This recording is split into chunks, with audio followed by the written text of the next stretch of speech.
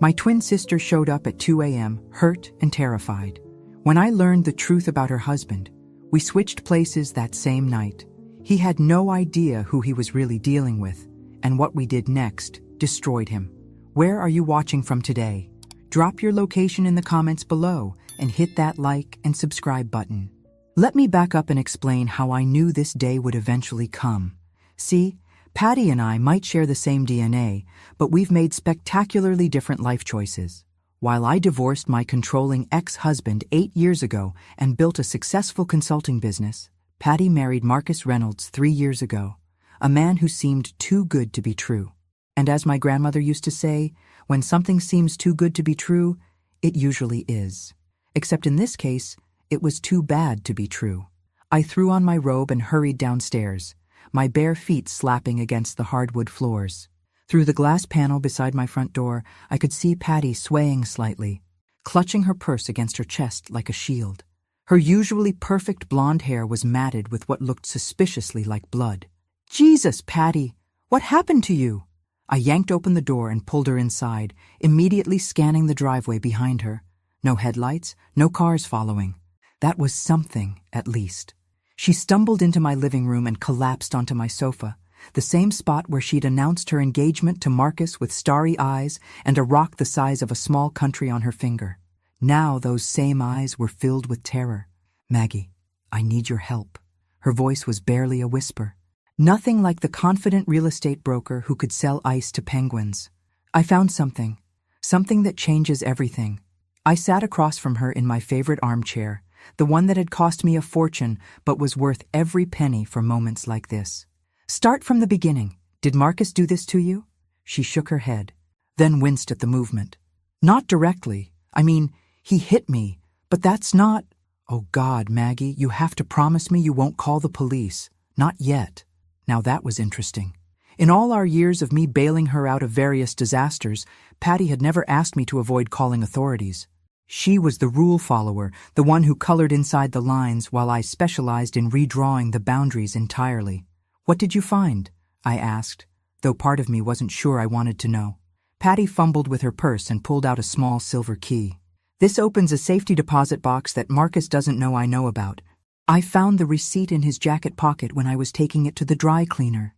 She looked at me with those identical green eyes we'd inherited from our mother. "Maggie, there are things in that box that prove Marcus isn't who he says he is."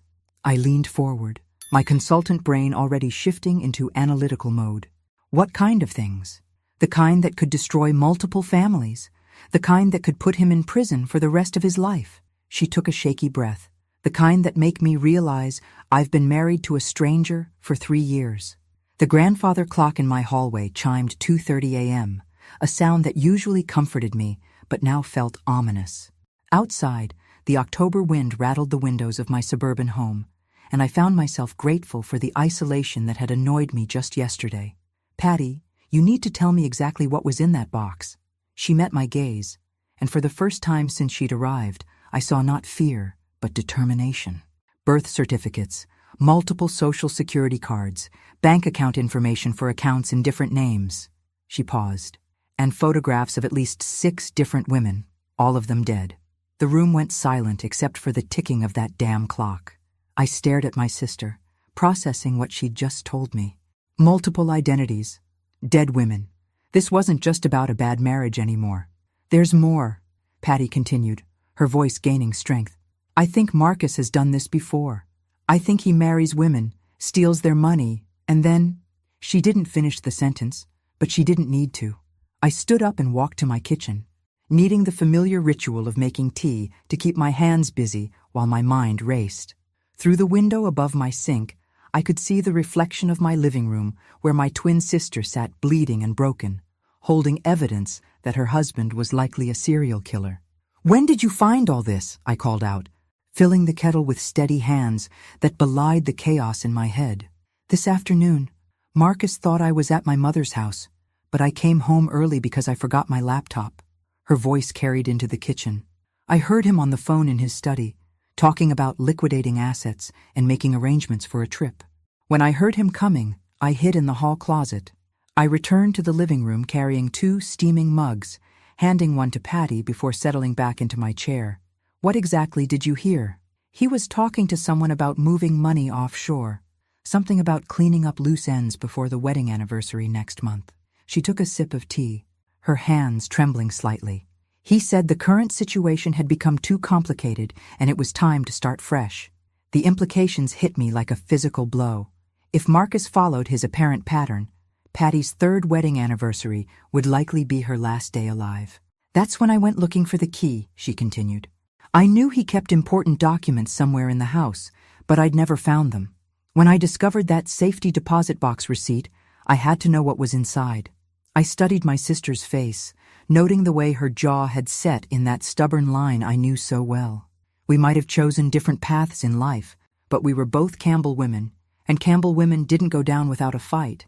Patty, why didn't you go straight to the police with this? Because I need more than just photographs and fake IDs. I need concrete proof of what he's done. She set down her mug and looked at me directly. And because I have an idea that could give us both of those things. I'm listening. Marcus has never met you. He knows I have a twin sister, but I've always kept you separate from that part of my life. She paused, gauging my reaction. He's going out of town tomorrow night for what he says is a business meeting. He'll be gone until Sunday. Where this conversation was heading became clear, and I felt that familiar rush of adrenaline that had served me well in my corporate career. You want me to take your place? He keeps his computer locked in his study when he's home.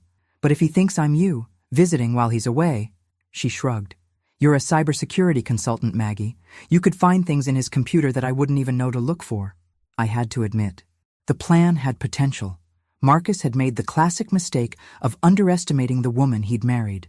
He saw Patty as a beautiful, somewhat naive real estate broker who'd been grateful for his attention. He had no idea she was related to someone who'd spent the last 8 years helping corporations identify and eliminate security threats. What makes you think I can just walk into your house and fool him? I asked, though my mind was already working through the logistics. Because we're identical twins who've been switching places since we were 5 years old. For the first time since she'd arrived, Patty smiled. Remember when we fooled your trigonometry teacher for an entire month? I did remember. I also remembered the thrill of pulling off something that everyone said was impossible. But this wasn't high school mathematics. This was life and death. If we do this, Patty, there's no going back. Once we start down this path, we're committed to seeing it through to the end. She nodded slowly. I know. But Maggie, if we don't do something, I'm going to end up like those women in the photographs. I looked at my sister, really looked at her, and saw not the fragile victim who'd stumbled into my living room, but the same determined woman who'd built a successful business from nothing. She was right. We were identical twins who'd been fooling people our entire lives. And if Marcus Reynolds thought he could eliminate my sister like she was some disposable asset, he was about to learn that he'd messed with the wrong family. All right, I said, setting down my mug with finality. Let's destroy this bastard.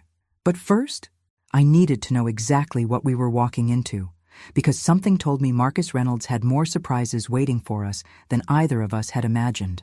Tell me everything about your daily routine with Marcus, I said, pulling out a legal pad from my home office. If I was going to successfully impersonate my sister, I needed to know every detail of her life with the man who was apparently planning to kill her. Patty winced as she shifted on the sofa, and I made a mental note to get some ice for her face. He leaves for work at 7:30 every morning. He's obsessive about his schedule. Coffee at exactly 7:15, shower at 6:45, breakfast at 7:20. Everything is timed to the minute. What kind of work does he do? I asked, though I suspected the answer would be another lie. He says he's in import-export, Reynolds International Trading. She laughed bitterly. God, I was so stupid. Import-export is the oldest cover story in the book for money laundering. Isn't it? Actually, it was. But I kept that observation to myself for now. What about evenings, weekends? He works late a lot, always has meetings that run long or business dinners. Patty touched her swollen eye gingerly. I used to think it was sweet that he never wanted me to wait up for him. Now I realize he just didn't want me asking questions about where he'd really been. I scribbled notes, my consultant brain automatically organizing information into patterns. Does he have any regular habits? Gym memberships, hobbies, friends who come over? He goes to Prestige Fitness on Tuesday and Thursday mornings. Never misses it. She paused, thinking. And he has poker night with his business associates every other Friday. That's tomorrow night, actually, which is perfect for our plan. Interesting. Poker nights were excellent cover for all sorts of illegal activities. Tell me about the house. Security systems? Cameras. Anything I need to know about. Basic alarm system, but he only sets it at night.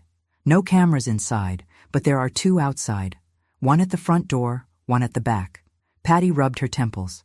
He's paranoid about people seeing who comes and goes, which I thought was just normal rich guy caution. How rich are we talking? The house is worth about $1.2 million. He drives a BMW, I drive a Mercedes. We eat at expensive restaurants, take luxury vacations. She met my eyes, all funded by money that I now realize probably came from murdering women. I felt that familiar cold anger settling in my chest, the same emotion that had driven me to leave my controlling ex-husband and build my own empire. Some men thought they could own women like property, discarding them when they became inconvenient. Marcus Reynolds was about to learn how expensive that mistake could be. What about his study? You said he keeps it locked. Electronic keypad lock, but I know the code. It's my birthday. Her mouth twisted. I thought it was romantic. Now I think he just wanted me to have a false sense of trust while keeping me out of the important stuff. I stood up and walked to my window, looking out at the quiet suburban street where I'd rebuilt my life after my divorce. Everything about my existence here was calm, controlled, predictable. In 12 hours, I was going to walk into a house with a man who killed women for a living, and I'd never been more focused in my life. Patty, I need to ask you something, and I want a completely honest answer. I turned to face her. How good an actress are you? What do you mean? I mean, can you pretend to be a loving wife to a man you now know is a serial killer? Can you smile and make small talk and act normal while we gather evidence? Because if Marcus suspects anything at all, we're both dead. She was quiet for a long moment, and I watched her process the full magnitude of what we were proposing. Finally, she nodded. I've been pretending to be happy in my marriage for months. Turns out, I'm better at acting than I thought. Good, because here's what we're going to do. I sat back down, pulling my chair closer. Tomorrow morning, you're going to go home and act like nothing happened. You're going to tell Marcus you fell down the stairs or walked into a door, whatever story explains your injuries. You're going to be the perfect wife all day. And then, tomorrow evening, when he leaves for poker night, you're going to call me. I'll come over, and we'll make the switch. You'll stay here while I spend the weekend at your house, going through his computer and looking for evidence. Patty frowned. What if he comes home early? Then I'll handle it. But first, I need you to teach me everything about being Mrs. Marcus Reynolds. I picked up my pen again. Starting with how you met him. Online dating. One of those upscale sites for professionals. She laughed ruefully. His profile said he was a widower who'd lost his wife in a car accident. He was looking for someone to build a new life with. Did you ever verify that story? Why would I? He seemed genuinely heartbroken when he talked about her. Patty shook her head. God, I'm such an idiot. No, you're trusting. There's a difference. Though in this case, trust had nearly gotten her killed. What was his wife's name? Catherine Reynolds. He said she died 5 years ago. Patty paused. You don't think... I think Catherine Reynolds was probably wife number 1, and you were going to be the last Mrs. Reynolds he ever needed. I made more notes. Tell me about your first date. For the next 2 hours, Patty walked me through 3 years of marriage to a man who'd been planning her murder since their wedding day. She told me about his preferences. He liked his coffee black, his steaks medium rare, and his wives compliant. She described his temper, which flared when things didn't go according to his meticulously planned schedule. She explained his habits, from his obsessive gym routine to his collection of expensive watches. By the time the sun started rising over my neighborhood, I had 15 pages of notes and a clear picture of the man I was going to have to deceive. Marcus Reynolds was organized, controlling, and methodical. He planned everything down to the smallest detail and expected his world to run like clockwork, which meant he'd never expect his wife's identical twin to walk into his life and dismantle everything he'd built. There's one more thing, Patty said as I walked her to the door. Marcus has a safe in the bedroom closet. I don't know the combination, but I've seen him open it twice. I think he keeps cash in there and maybe other important documents. Can you describe exactly where it is and what it looks like? She gave me the details, and I filed them away with everything else. Patty, once I go into that house tomorrow night, I need you to stay here and keep your head down. No phone calls, no errands, nothing that might tip him off if he's monitoring you. You really think he's watching me? I think Marcus Reynolds is a predator who's gotten away with murder multiple times because he's careful and thorough. I opened the front door, checking the street for any signs of surveillance, which means we have to be more careful and more thorough than he is. Patty hugged me tightly, and for a moment we were just two scared sisters holding on to each other. Then she pulled back, and I saw the steel in her eyes that reminded me we were related. Maggie, what if you find proof that he killed those other women? Then we make sure he never kills anyone else. I met her gaze steadily. And we make sure everyone knows exactly what kind of monster Marcus Reynolds really is. As I watched her drive away in her Mercedes, I realized I was actually looking forward to this.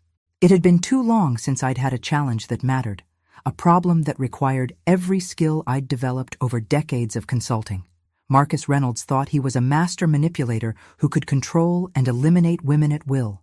He was about to discover that some women fight back. But first, I had a serial killer to fool and 24 hours to prepare for the performance of my lifetime. I spent Friday preparing like I was going to war, because in many ways I was. By noon, I'd researched everything I could find about Marcus Reynolds online, which wasn't much, and that told me a story all by itself. Men with legitimate businesses usually left digital footprints. Men with something to hide worked very hard to stay invisible. The address for Reynolds International Trading led to a small office in a generic business complex, the kind of place that rented by the month to companies that needed an address for tax purposes, but never actually conducted business there. His LinkedIn profile was sparse, with connections to other professionals whose profiles looked equally manufactured. Even his Facebook account, which Patty had shown me screenshots of, felt curated rather than genuine. At 3 p.m., I drove to Patty's neighborhood for reconnaissance. I needed to understand the layout of their street, identify potential escape routes, and get a feel for how visible the house was to neighbors. What I found was both good and bad news. Good. The Reynolds home sat on 2 acres of heavily wooded property with excellent privacy. Bad. The same isolation that would help me search the house unobserved also meant no one would hear me scream if things went wrong. I parked 3 blocks away and walked past the house twice, once as a jogger and once as someone talking on their phone. The property was impressive, a sprawling colonial with professional landscaping and the kind of quiet elegance that whispered money rather than shouting it. The security cameras Patty had mentioned were subtly positioned, but clearly high quality. Marcus Reynolds was a man who valued his privacy. At 6 p.m., my phone rang. Patty's voice was steady but tense. He's leaving now. Kissed me goodbye and said he'd be late because they're going to Lucky's after poker. He won't be back until after midnight. How's your acting holding up? Better than I expected. I made his favorite dinner, listened to him complain about a delayed shipment, and nodded sympathetically when he mentioned how tired he's been lately. She paused. Maggie, there was something different about the way he looked at me tonight, like he was memorizing my face. That sent a chill through me. Different how? Sad, almost. The way you'd look at someone you were about to lose. Her voice dropped. I think our timeline might be shorter than we thought. I was already grabbing my keys and the bag I'd packed with everything I might need. I'm on my way, 20 minutes. The drive to Patty's house gave me time to run through my mental checklist one more time. I'd studied the photos she'd given me of Marcus, memorized his daily schedule, and rehearsed responses to questions he might ask. I'd changed my hair to match hers exactly, and practiced her slightly softer speaking voice. Most importantly, I'd prepared myself mentally for the possibility that Marcus might return unexpectedly. Patty met me at the back door, looking more composed than she had at 2 a.m., but still fragile around the edges. His computer is in the study. I wrote down the password. He uses the same one for everything, which is either careless or arrogant. Probably both. I took the slip of paper and memorized the combination of letters and numbers. Catherine, 1986. His dead wife's name and birth year? That's what I assumed. But now I'm wondering if Catherine Reynolds ever existed at all. Patty handed me her wedding ring, a massive diamond that felt cold against my palm. Be careful, Maggie. Promise me. I'll be fine. I've dealt with dangerous men before, though none quite like this, I admitted silently. You go to my house and stay put. No matter what you hear, no matter what happens, don't come back here until I call you. After Patty left, I spent 20 minutes walking through the house, getting familiar with the layout and noting details she might have forgotten to mention. The place was immaculate, decorated with expensive but impersonal furniture that looked like it had been chosen by a professional. There were photos of Marcus and Patty throughout the house, but no pictures of family or friends from before their marriage. It was like Marcus Reynolds had materialized fully formed 3 years ago. His study was on the first floor, accessible through French doors that were currently unlocked. Inside, I found exactly what I'd expected from a control freak. Everything organized to the millimeter, files labeled with military precision, and a computer setup that probably cost more than most people's cars. Marcus's computer was password protected, but Patty's information got me past the first barrier. What I found in his files made my blood run cold. Folder after folder of detailed financial information on women, not just bank accounts and investment portfolios, but psychological profiles, daily routines, and security vulnerabilities. This wasn't a crime of passion or opportunity. This was business. I recognized 2 of the names from obituaries I found in his bookmarks. Sarah Mitchell, 34, died in a hiking accident in Colorado. Jennifer Walsh, 29, drowned in her bathtub after apparently slipping and hitting her head. Both had been widows with substantial inheritances and no close family. Both had dated Marcus under different names. The most chilling discovery was a spreadsheet titled Project Timelines. It listed 12 women by first name only, with dates spanning the last 8 years. Next to each name were 3 dates: contact, commitment, and completion. 10 of the names had all 3 dates filled in. Patty's name was second to last, with a completion date of 3 weeks from now. At the bottom of the list was a name that made my heart stop: Margaret. He knew about me. Somehow, Marcus Reynolds knew I existed and was already planning for me to be his next target. I forced myself to keep breathing and continue searching. In another folder marked Insurance, I found life insurance policies on all his victims, including a $500,000 policy on Patty that he'd taken out 6 months after their wedding. The man was methodical. I'd give him that. But the real treasure was hidden in a folder disguised as tax records. Inside were copies of birth certificates, social security cards, and driver's licenses for at least 6 different identities Marcus had used. Photos of the same man with different hair colors, different facial hair, sometimes even different colored contact lenses. Marcus Reynolds was just his current persona. I was copying files to a USB drive when I heard the sound that made my blood freeze. A car door slamming in the driveway. He was home early. I had maybe 60 seconds before he walked through the front door. I ejected the USB drive, closed all the files, and shut down the computer with hands that barely trembled. Professional crisis management had trained me for situations where seconds mattered. I made it to the living room just as I heard his key in the front door, settling onto the sofa with a book I'd grabbed from the coffee table. When Marcus Reynolds walked into his house, he found his wife reading peacefully, exactly where a good wife should be. "You're home early," I said, looking up with what I hoped was the right combination of surprise and pleasure. "How was poker?" Marcus stood in the doorway studying my face, and I realized I was looking at a predator who'd spent years learning to read people for weakness. He was handsome in the way that successful psychopaths often were, well-groomed, confident, charming when it suited him. But his eyes were calculating, evaluating, already planning his next move. Game broke up early. Jim's wife called with some emergency. He walked closer, and I forced myself not to tense. "How are you feeling? Your face looks better." "Much better, thank you." I smiled and touched my cheek where Patty's bruises were already fading. I was clumsy, but I'll be more careful on the stairs. Marcus sat down beside me on the sofa, close enough that I could smell his expensive cologne. "Patricia, we need to talk about our anniversary trip next month." "Of course. What did you have in mind?" "Somewhere remote, private, where we can really reconnect." His hand found mine, and his touch made my skin crawl. "I've been thinking we should renew our vows, make it official that we're committed to each other for life." The irony was so thick I almost choked on it. Marcus Reynolds was planning to murder my sister on their anniversary, and he was sitting here making romantic plans while he did it. That sounds wonderful, I managed, squeezing his hand and fighting every instinct that told me to run. I love you too. He leaned over and kissed me, and it took every ounce of self-control I'd ever developed not to recoil. When he pulled away, his eyes were still studying my face. You seem different tonight, Patricia. More confident. That was the moment I realized Marcus Reynolds suspected something was wrong, and I was trapped in his house with no backup plan and nowhere to run. Different how? I asked, tilting my head in the way I'd seen Patty do 1,000 times throughout our lives. The key to successful deception, I'd learned in my corporate consulting days, was to never overreact to probing questions. Marcus was still studying my face with those calculating eyes. More self-assured, I suppose. Yesterday you seemed fragile after your accident. Tonight you seem like your old self again. I laughed softly, the sound coming out exactly like Patty's. Well, a good night's sleep works wonders, and I've had time to think about what you